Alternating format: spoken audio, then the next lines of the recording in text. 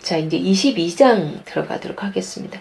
22장은요, 참 갑자기 이상해요. 열방의 심판을 막 한참 선포하고 계시다가 갑자기 환상의 골짜기에 관한 경고라 이러면서 환상의 골짜기 예루살렘을 말씀하고 계세요.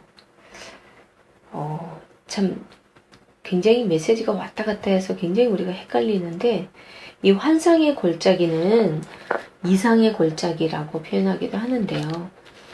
일종의 약간 비아냥 그리는 표현이에요. 이스라엘 백성들의 정말 자기들 착각 속에, 자기들 환상 속에 빠져 있으면서 현실을 정말 모르는 그 이스라엘 백성들을 비아냥 그리는 표현이에요. 22장에 소개되고 있는 이 이스라엘 백성들은요, 아주 흥분 가운데서 자기들은 자기 도취 속에 빠져가지고 다가올 자기네들 멸망에 대해서 전혀 감지를 못하고 있어요. 지도자들은 창조주 하나님의 그에 대해서도 관심도 없고 알지도 못하고, 그리고 그 가운데서도 또 나중에 이 환상의 골짜기 중간에 보면 아주 대표적으로 어떤 한 개인이 소개되거든요. 근데 그 개인, 그 사람이 왕 다음으로 가는 권력자예요. 셈나라는 사람인데, 그 사람의 얼마나 그 사람이 자기만을 위해서 살아가고 있는지, 그런 사람이 있으니까 이 이스라엘이 멸망할 수밖에 없다라는 하나님 기가 막혀가지고 그 인물을 소개해주고 있거든요. 그러니까 참 셈나는 아주 그냥 한편으로는 그 용기와 책임감이 그 어떤 그 사람보다도 대단한 사람이다 라고 하기도 하는데, 이 사람은 자기 욕심을 위해서 자기 사리사욕을 채우는데 자기가 지금 앉아있는 그 자리를 다 이용하고 있는 사람이에요. 예, 그런 22장은 열방의 심판을 선포하고 있다가 갑자기 환상의 골짜기에 관한 경고, 이스라엘 백성들이 얼마나 지금 심각한 상태인지 그걸 지금 말씀해주고 있는데요. 22장에서 1절에서 14절은요, 자부심으로 가득 찬 예루살렘을 말씀해주고 있어요. 아주 그냥 자부심으로 가득 찬 예루살렘, 그게 대해서 말씀해주고 있고, 하나님의 뜻을 이제 알지 못한 채 이제 자신을 정말 자기들은 우리는 선민이니까 절대로 우리는 멸망하지 않아. 우리는 다윗의 자손이니까 다윗 언약이 있어. 그러면서 항상 그냥 다 열방은 멸망해도 우리는 괜찮을 거야.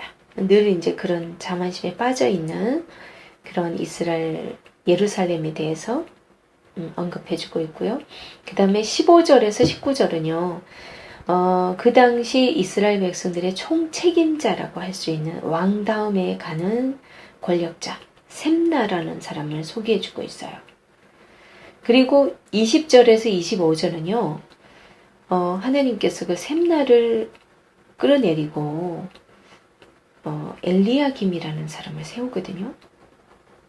그 힐기야의 아들 엘리야김이라는 사람 앞에 나의 종이라는 표현까지 쓸 정도로 하나님께서 아주 인정하는 그런 사람이에요. 백성들에게 아버지와 같은 그런 역할을 했다라는 표현까지 쓰고요. 하여튼 그런 사람을 이렇게 하나님께서 세우는데, 또 사람들이 그 엘리야김을 엄청 의지를 해요. 그래서 다 그 사람만을 의지하는 그 엘리야김, 그 못에 걸렸던 것이 다 못이 사가 떨어져 버린다고 그렇게 표현하고 있어요. 그래서 참 이 부분에 있어서도 셈나랑 엘리야김 이쪽에서도 그렇게 하나님께서는 항상 그 공동체나 어떤 나라에 대한 거에 대해서는 이렇게 성경에 구구절절 물론 왕에 대한 부분도 많이 지적하고 있는데요. 이 개인에 대해서 이렇게까지 막 심판을 선포하는 경우 그렇게 쉽지 않은데 셈나나 엘리야김 같은 경우는 좀 특별한 케이스입니다. 일단 셈나나 엘리야김 이것도 한번 보시고 우선은 22장 1절에서 14절 한번 함께 보도록 하겠습니다. 환상의 골짜기에 관한 경고라. 네가 지붕에 올라가면 어찌함인고? 네가 지붕에 올라가. 이거는 지금 예루살렘을 두고 하는 얘기. 네가 이거 2인칭이잖아요. 2인칭 여성 단수예요. 예루살렘 성을 두고 하는 말이에요. 네가 지금 지붕에 올라가면 어찌함인고? 지붕에 올라간다는 것은 이게 두 가지 표현으로 두고 있습니다. 일단은 그 위에 이제 이렇게 꼭대기 올라가서 내려다보는 거라서 약간의 교만 쪽으로 보는 경우도 있고요. 이건 실질적으로 봤을 때는 적군들이 이제 위에서 바벨론에 막 그 함락되었도다 하면서 바벨론이 멸망당했잖아요. 그러면은 그게 이제 물러가는 그걸 두고서 얘기한다. 또 한편으로는 아수르 군대가 예루살렘을 에워쌌다가 또 철수하는 멸망당하는 그 철수하는 그 모습을 보고서 좋아한다.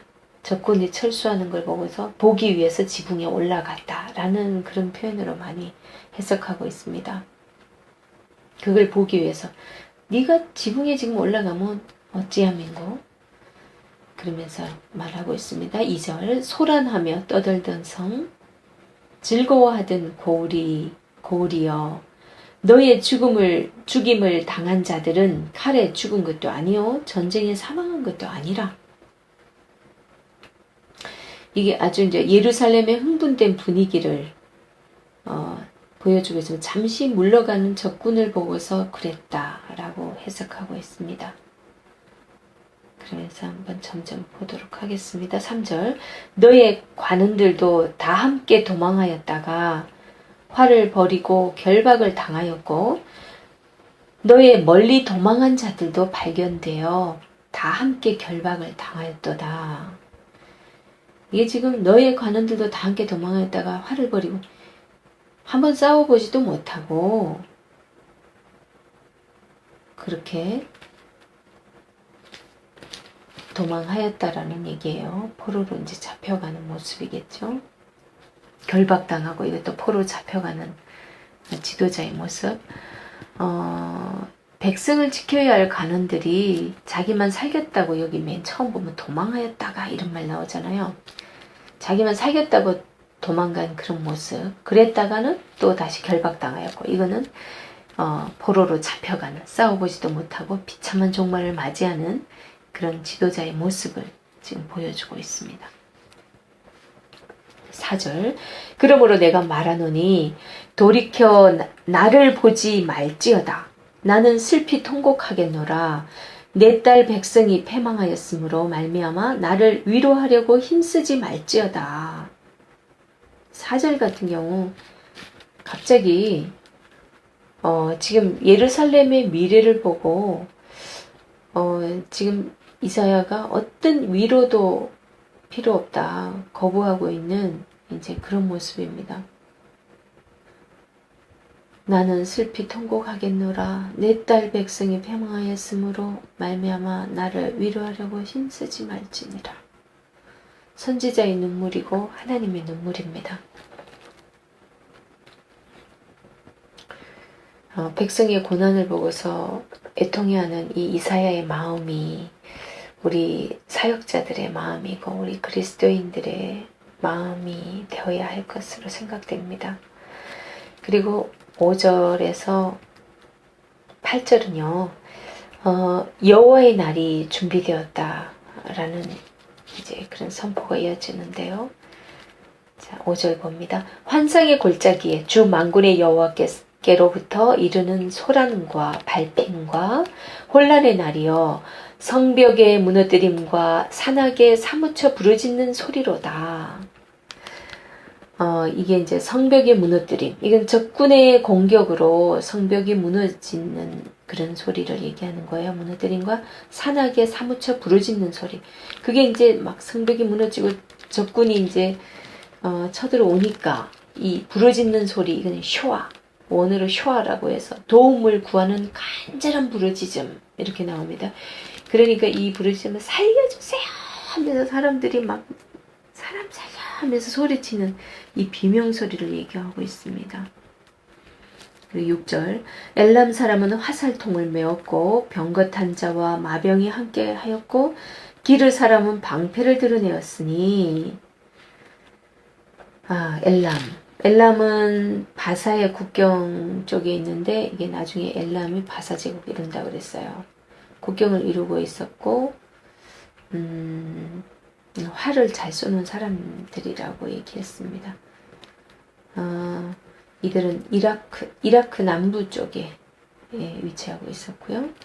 지금의 이라크의 남부 쪽이 이 엘람 지역입니다.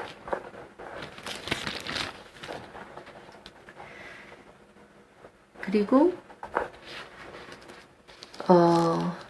기르, 엘람, 기르 사람. 이 기르는요, 아람 사람의 기원지 이렇게 나옵니다. 이 기르에 대해서는 지금 성경에 이런 표현도 나와요. 그 아모스서 1장 5절에 보면요, 아람 사람을 기르로 사로잡혀 갔다라는 그런 표현도 있었고요. 그런 표현도 있어요. 그리고 엘람하고 기르는 사네립 당시에 아수르의 속국이었어요. 그래서 지금 이 장면을 보고서 엘람과 기르가 지금 어떻게 예루살렘을 언제 쳐들어왔다고? 이렇게 생각하면은 엘람과 기르가 예루살렘을 쳐들어온 기록은 찾기가 참 힘든데요. 이 당시에는 사네립 당시에 이 아수르의 속국이었다는 거예요. 이 엘람과 기르가. 그랬기 때문에 이 사람들이 엘람 사람은 화살통을 메었고 그러니까 아수르의 속국으로서 엘람 사람들은 화살을 잘 쏘니까요. 그들은 이제 화살로 준비하고 있는 이제 예루살렘을 쳐들어오는 그런 모습인 거죠. 기르 사람하고 같이 다 그런 거를 우리가 역사적 배경을 모르면 참 이해하기가 힘든 게 이사야서 같습니다.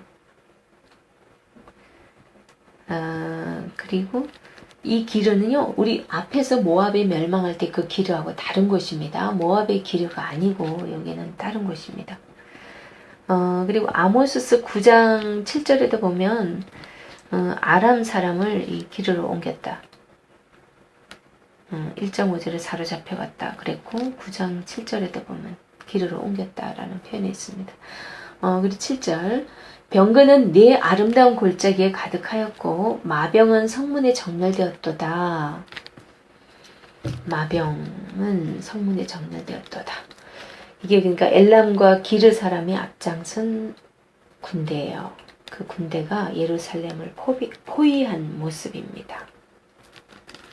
풍전등화와 같은 이 유다의 모습이죠. 그가 유다에게 덮였던 것을 벗김에 그날에는 네가 숲을 곳간의 병기를 바라보았고 너희가 다윗성에 무너진 곳이 많은 것도 보며 너희가 아랫못에 물도 모으며 세상에 또 예루살렘의 가옥을 개수하며 그 가옥을 헐어 성벽을 견고하게도 하며 너희가 또 옛못에 물을 위하여 두 성벽 사이에 저수지를 만들었느니라. 그러나 지금 여기 앞에 얘기했던 게 뭐냐면요. 지금 자 이렇게 막 전쟁이 예고가 되고 막 이들이 쳐들어온다는 소식이 들리니까 이들이 제일 먼저 그러면은 하나님을 찾아야 되고 그래야 되는데 이들이 제일 먼저 하는 일이 뭐냐면요. 그 유다에게 덮였던 것을 벗김에 그날에는 네가 숲을 곳간의 병기를 바라봐. 그러니까 이제 완전 전쟁 준비를 하는 거죠. 무기를 점검하는 거예요. 무기 점검하죠. 그 다음 너희가 성벽도 점검합니다. 그 다음에 또 뭐 점검합니까? 물을 점검해요. 자, 전쟁 나면 물이 꼭 필요하기 때문에 특히나 예루살렘은 이 수로를 만약에 차단해버리면요. 아주 그냥 꼼짝없이 굶어 죽게 생겼어요. 그게 그 밖에 나 있어서 히스기야 왕 시대에 그것에 대해서 조치를 취하기까지는 아주 불안한 상태에 있었어요. 옛못 수도끝 세탁자의 밭 우리 그거 할 때요. 아하스 정신 나간 아하스 왕 이사야에게 만나라고 할 때도 그곳에 가서 만나고 또 히스기야도 거기 가서 만나서 이사야가 똑같이 하나님의 말씀을 전하잖아요. 거기도 이제 수로의 그 근원이 있는 곳이에요. 만약에 그곳을 메워버리거나 이 사람들이 막아버리면 예루살렘은 꼼짝없이 그렇게 물 부족을 겪을 수밖에 없기 때문에 전쟁이 이제 소식이 있으니까 이 사람들은 그러니까 무기 점검에다가 성벽 점검에다가 물 점검에다가 이런 건 다 하면서 하나님이 그러나 하는 거예요. 자, 이게 우리의 모습 같기도 합니다. 참 그리고요. 이 옛못 우리가 11절에 보면 옛못의 물을 위하여 이런 옛못 나오잖아요. 이 옛못은 여부스족이 예루살렘에 있을 때 거기 그 수구인데요. 그 수로를 그때 건축을 했대요. 그러니까 여부스족 쫓아내지 않고 그게 놔뒀을 때 옛못 이때 수로를 또 그때부터 이제 건축하기 시작하는데 솔로몬 때 이게 수로가 완공이 되고 히스기야 때 이제 터널을 건축하게 돼요. 그러니까 히스기야 때 이 터널을 만들지 않았으면은 굉장히 이게 취약점이 되는 거죠. 이스라엘 만약에 예루살렘 공격했을 때 그 수로를 메워버리고 막으면 그래서 전쟁에는 치명타를 입게 되는 거예요. 이 옛못 이 부분이. 그래서 그 물을 위하여 두 성벽 사이에 저수지를 만들었느니라. 그러나 이런 거는 다 너희가 준비하면서 그러나 너희가 이를 행하신 할 때에 이를 행하신 이것도 아싸예요. 아싸가 무슨 뜻이냐면 여기서는 행하신이라고 이렇게 번역을 했지만 아싸가 만드신이에요. 그러니까 적군이 쳐들어오도록 이 만드신 분이 누군데 그걸 만드신 분이 그 만드신 일을 악망하지 않았다. 그분을 바라보지 않고 그분 앞에 나아가지 않았다는 거예요. 악망하지 아니하였고 이 일을 옛적부터 경영하신 이거는 야차르라고 해서요. 만들다 고안하다 라는 뜻이에요. 이 야차르는 이거 경영하다 이러면은 조금 이제 거리가 확 와닿지 않는데 하나님께서 옛날부터 계속 말씀해 오셨고 그리고 이스라엘 백성들 제대로 양육하고 훈련하고 또 말 안 들으면 적군들 쳐들어오게 해서 정신 차리게 하고 하나님 찾게 하고 이런 거 다 이런 하나님이 다 하셨다는 거예요.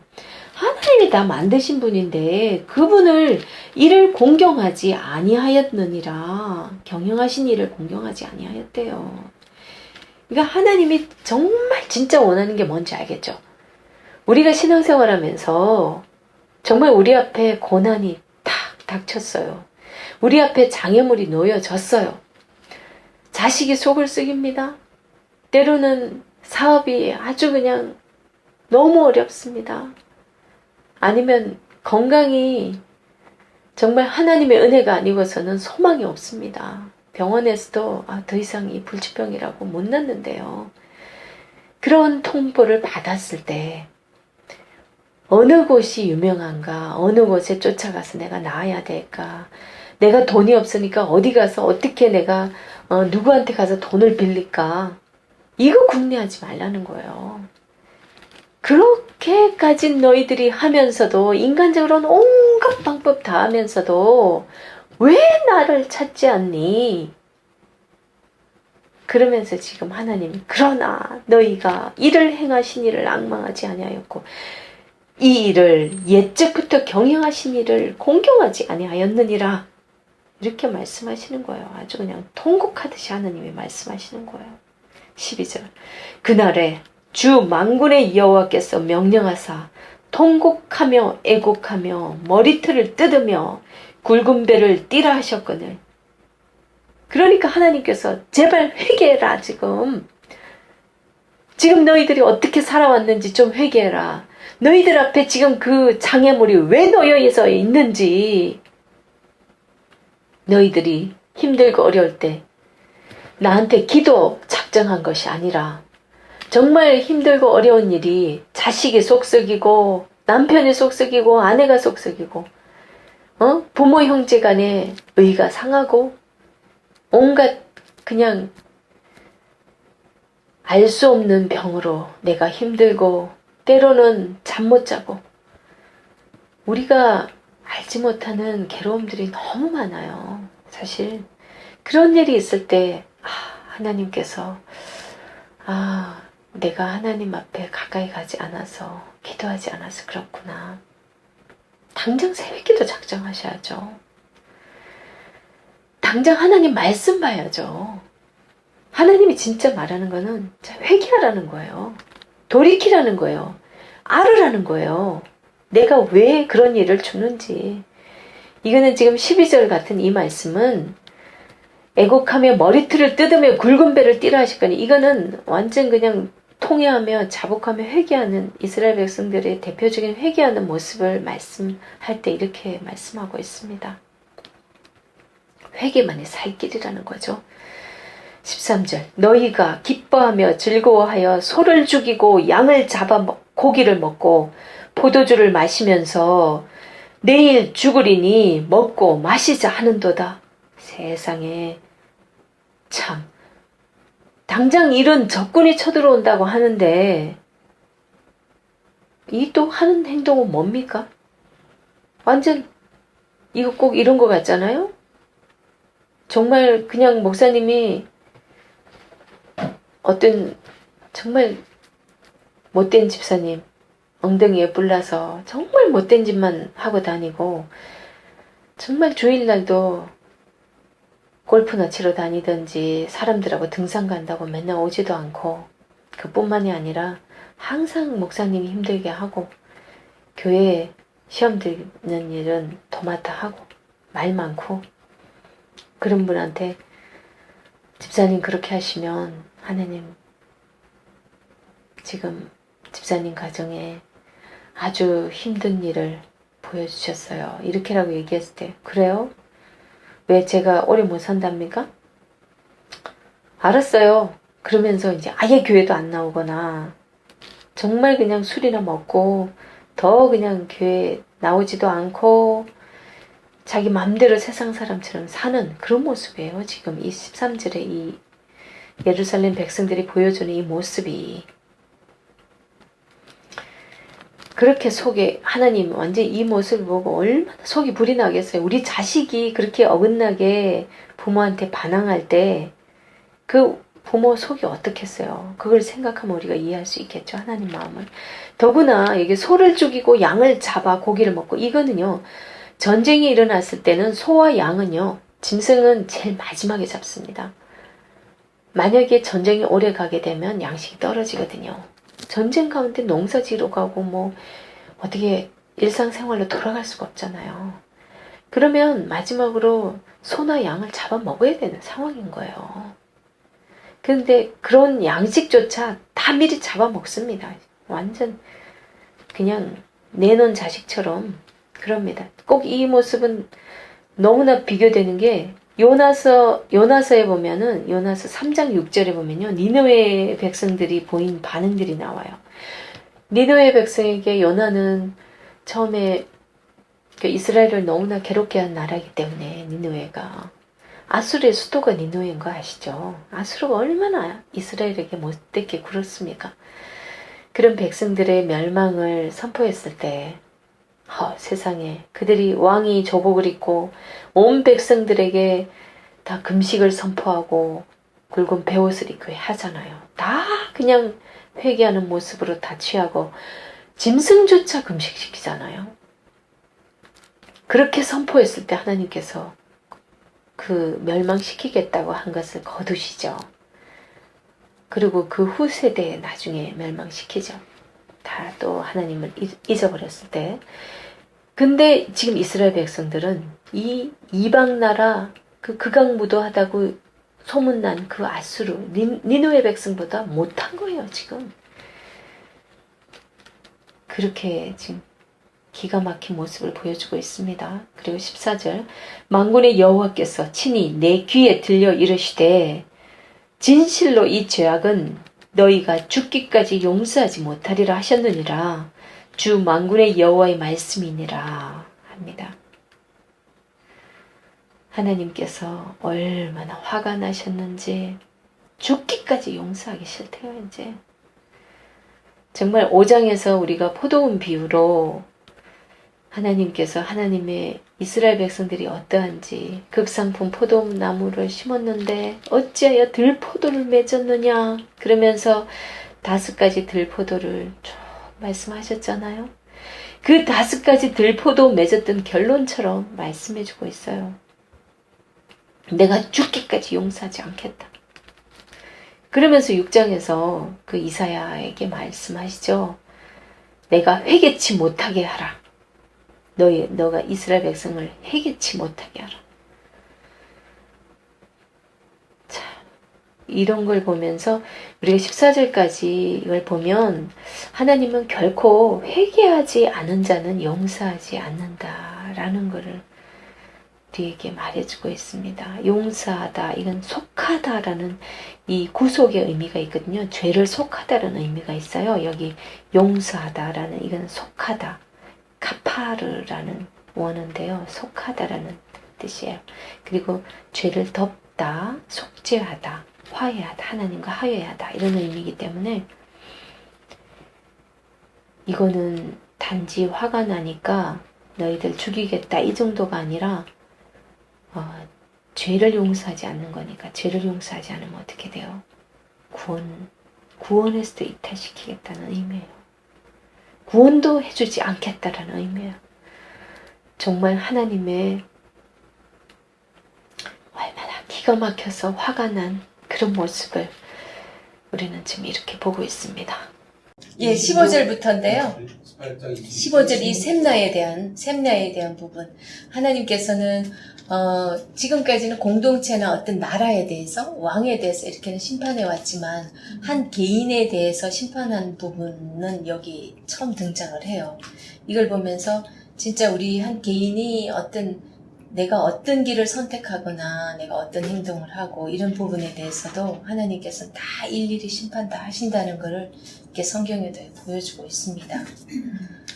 이 셈나는 왕국 맡은 자라고 이렇게 나오는데 이 왕국 맡은 자는 왕하 8장 3절에 18장 3절에 보면요. 왕하 18장 3절에 오바댜에 대해서 나오거든요. 오바댜가 그 선지자들 굴에다가 숨겨놓고 먹을 거 이렇게 갖다 줬던 그 사람 알죠? 예. 그 사람도 왕국 맡은 자로 나오고요. 그 다음에 왕하 15장 5절 예. 여기도 요담 같은 경우는 사실은 그 아버지가 저기잖아요. 그 문둥병 걸려 죽은 사람 우시아가 문둥병 걸렸을 때 이 요담이 대신 그걸 다스리고 하는데 그때 이 요담에게도 요 같은 원어를 쓰고 있어요.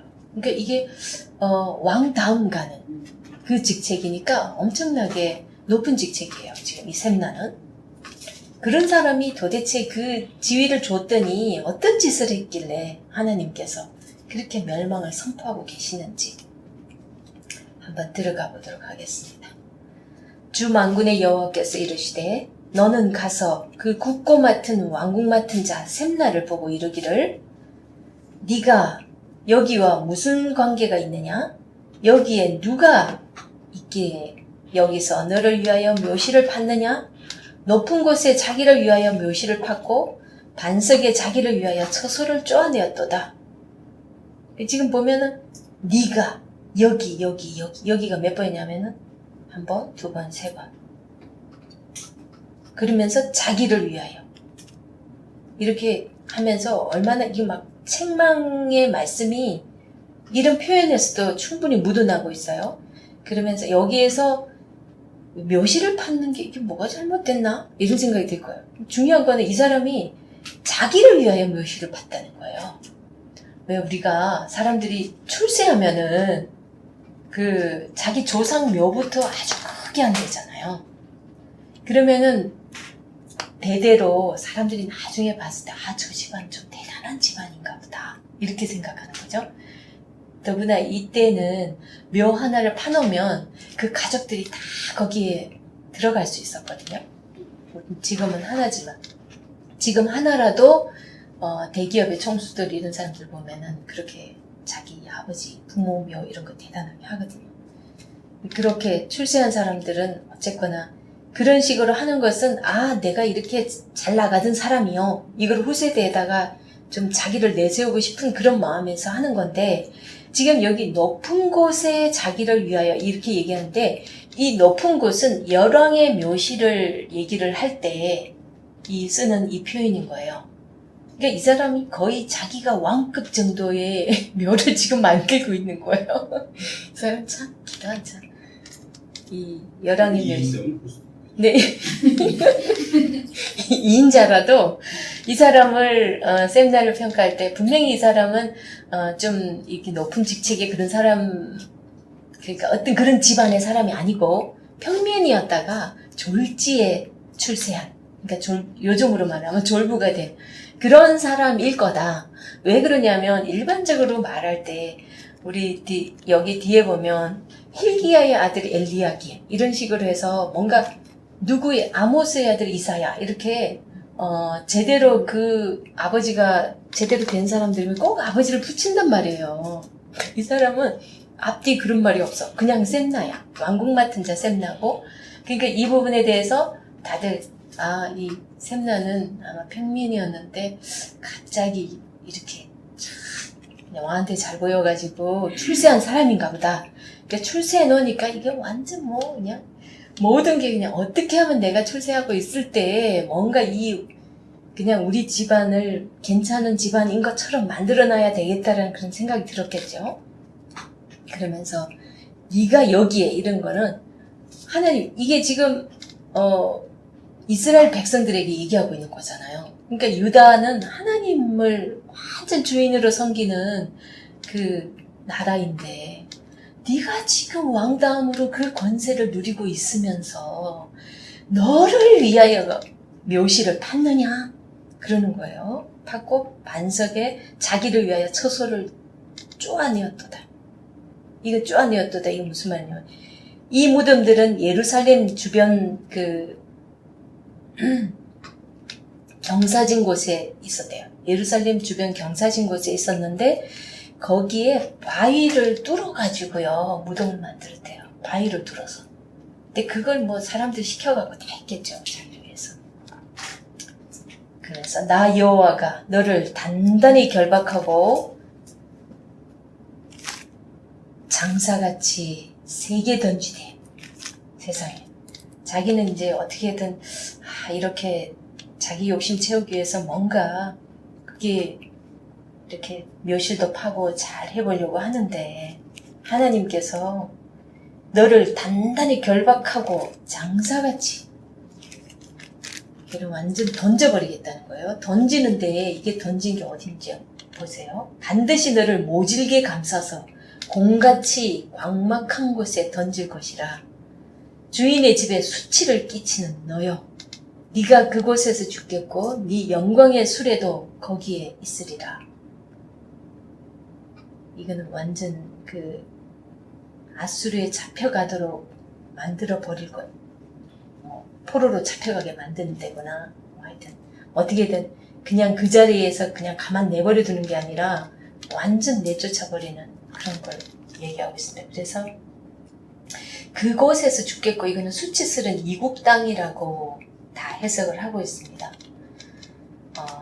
자기 영광을 추구하고 있다가 정말 이 고귀한 예루살렘을 이 사람이 수치스럽게 만드니까 완전 수치스러운 땅으로 하나님께서 보내버려가지고 그렇게 만들겠다고 하는 건데 옛날 사람들은 자기 나라에서 그것도 자기 집에서 죽지 못하고 이렇게 객사하는 거를 굉장히 저주받은 걸로 생각하고 또 더구나 이 나라에서 죽지 못하고 외국 나가서 그렇게 죽는 거를 굉장히 수치스럽게 생각을 했대요.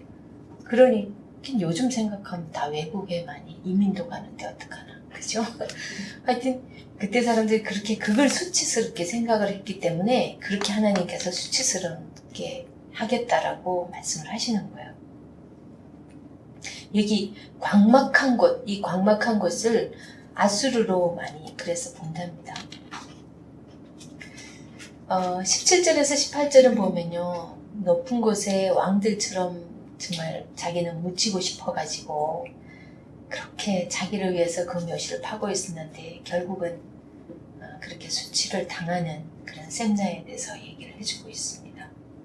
그리고 19절에서 25절까지는요, 셈나의 지위를 빼앗아서 엘리야김에게 주겠다. 힐기야의 아들 엘리야김에게 주겠다라고 하는 내용으로 쭉 말씀되고 있는데요. 한번 봅니다.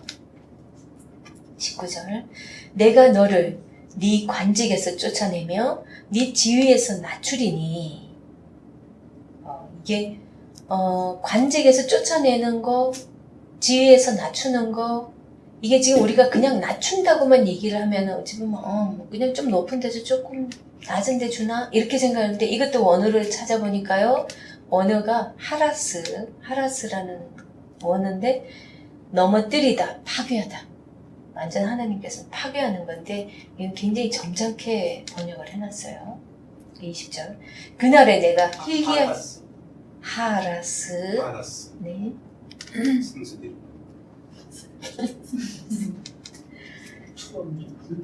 20절, 그날에 내가 힐기야의 아들 내종 엘리야김을 불러.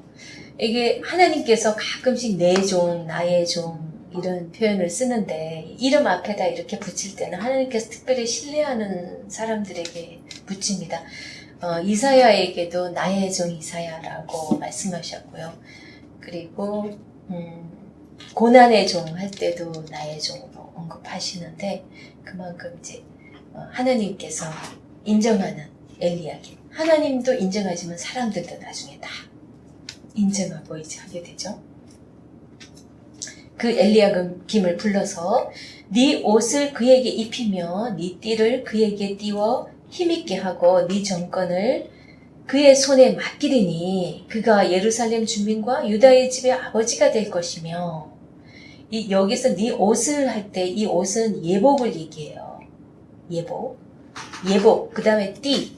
이렇게 보통 보면은 그 옷과 띠 이러면은 제사장의 옷들을 많이들 얘기를 하고 있는데요.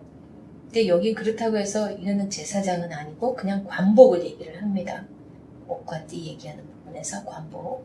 그것을 이제 더구나 옷을 벗겨서 누구한테 대신 준다. 이 옷을 벗긴다 이 자체도 엄청 옷은 그 사람의 신분과 그 권세를 상징하기 때문에 그것을 벗긴다는 것은 또 그 사람에게 굉장한 수치죠.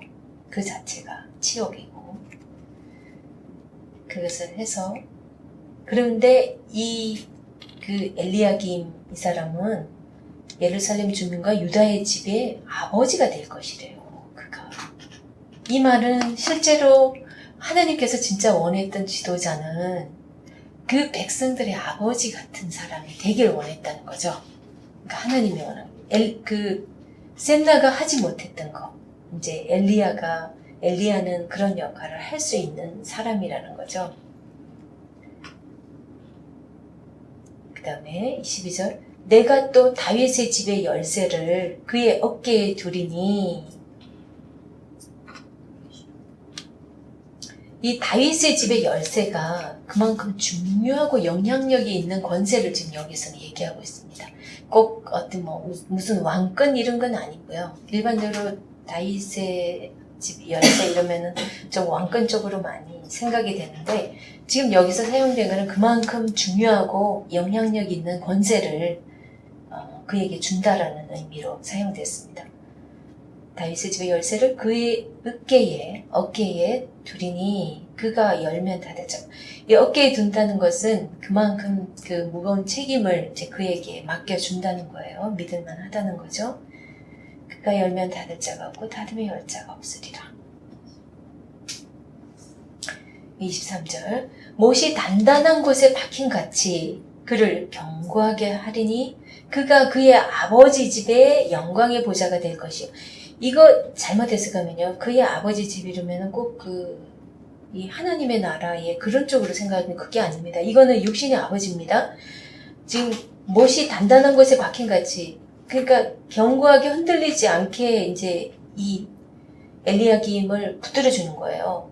그러니까 자기 집안에서 굉장히 든든한 버팀목이 돼주는 거예요, 이 사람이. 그 엘리야김이. 그러다 보니까 또 어떤 일이 생기냐면요. 24절. 그의 아버지 집의 모든 영광이 그 위에 걸리리니 그 후손과 족속되는 각 작은 그릇 곧 종지로부터 모든 항아리까지니라. 이 표현 갖고도 굉장히 이런저런 얘기가 많았을 때 종합적으로 봤을 때 왜 어떤 사람이 출세를 해서 하나님께서는 어쨌거나 이 사람을 정말 믿을만하고 신뢰할만 하니까 아주 중요한 관직에 이렇게 했어요. 뒀어요. 그렇게 했는데 이 보면은 그의 아버지 집의 모든 영광이 그 위에 걸리니까 그 후손과 족속되는 각 작은 그릇 곧 종지부터 항아리까지 이거는 뭐 그냥 그 집안 전체 그냥 완전 다 그 사람한테 기대는 거예요. 의지하는 거예요. 그러니까 수많은 사람들이 아주 그냥 먼 친척부터 해서 가까운 사람까지 이걸 두고서 어떤 분이 이렇게 해석해요.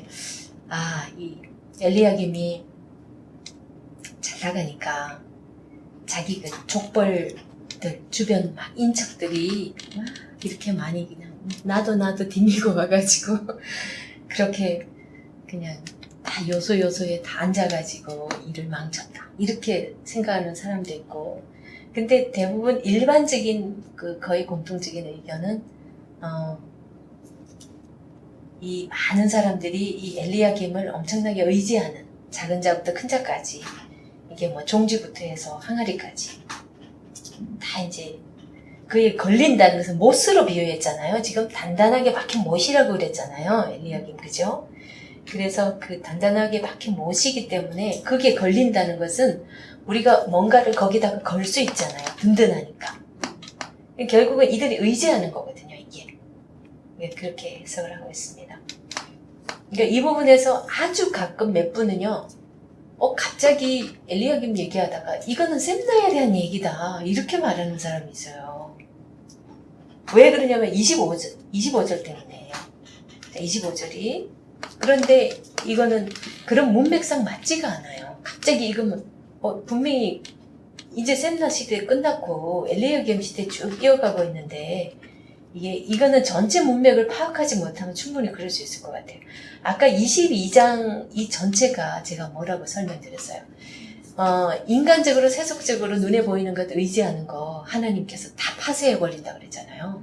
그거 멸하시고 하나님 붙들기 원하는 거 그걸 보여주기 위해서 지금 이 한 사람에 대한 부분을 언급하고 있는 거거든요. 그런 초점으로 봤을 때는 이거는 엘리야김이 하나님도 인정하고 그래서 권세 얻고 막 든든하게 서 있으니까 다 여기저기 의지하고 사람들이 다 의지하는 거예요. 그 사람을 너무 많이. 그래서 25절 만군의 여호와께서 이르시되 그날에는 단단한 곳에 박혔던 못이 사그리니 그 못이 부러져 떨어지므로 그 위에 걸린 물건이 부서지리라 하셨다라. 나 여호와의 말이니라. 이 부분에 대해서 사람들이 정말 잘 알아야 돼요. 인간적으로 제가 설명하는 거 하니까 실제로 그거는 확실히 셈나가 아니고 엘리야김이라는 생각 들죠? 그죠? 어디가요? 김 전사님 무슨 생각하세요? 딴 생각하시면 돼요. 아니 25절이 아니 그러니까 25절에 보면 단단한 못에 뭘 많이 걸어놨는데 이게 다 부서진대잖아. 사가지고. 끝이 안 좋다는 얘기야. 그러니까 그 삭는 모습이 그러니까. 모습이 저 엘리야김 얘기를 한 거라면 끝이 안 좋다는 얘기야. 아니 그러니까 그 초점을 이걸 전체를 같이 안 보면 안 되는 거예요. 사람 아무리 대단하고 하나님까지 인정했고 예를 들어서 제가 하나님한테 인정받고 너무 잘 나가. 그럼 김전선님 맨날 저한테만 붙어갖고 그러면 안 된다는 그 얘기. 셋나 대신 엘리야김을 세웠을지라도 그 얘기를 하는 거예요. 이스라엘이 단단한 못에 박힌 것 같을지라도 이게 된다. 사람을 의지하지 마. 네, 사람을 의지하지 마라. 하나님을 의지해야 왜냐하면 이 앞에 계속 메시지가 너희들 자꾸 사람 그 이방 나라들 그 의지하는데 내가 이렇게 할 거다. 계속 그 전체적인 주제라는 얘기죠. 22장의 전체 주제가. 그걸로 크게 봤을 때 그래서 이렇게 푸는 학자들이 더 많습니다.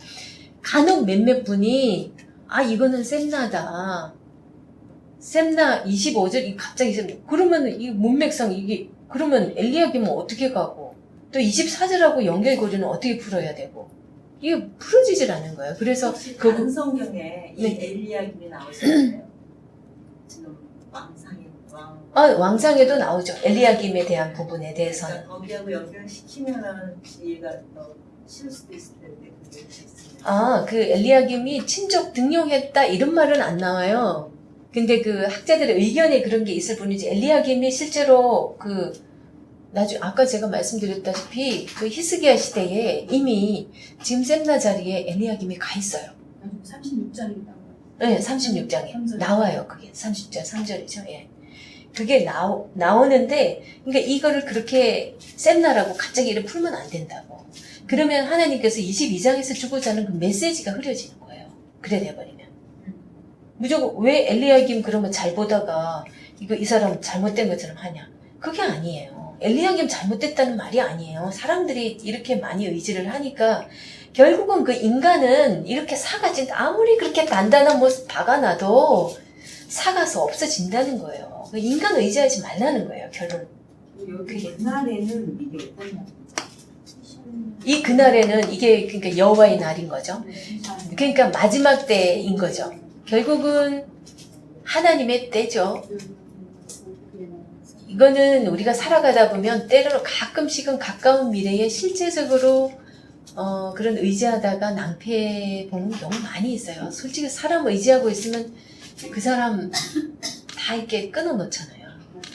여러 가지 방법으로 보면 희한하게 우리가 아무리 애쓴다고 해서 되지 않는 것 같아요. 끊어 놓을 때는 억지로 엮으려고 하지 말고 그냥 끊겨 있으면 될 것 같아요. 그러면 때가 돼서 다 내려놓고 나면 다시 또 붙여주는 하나님이시더라고요. 자, 그렇게 해서 이제 절대로 하나님 의지해야 된다. 무조건 사람 의지하면 안 된다. 그것을 이제 보여주고 있습니다.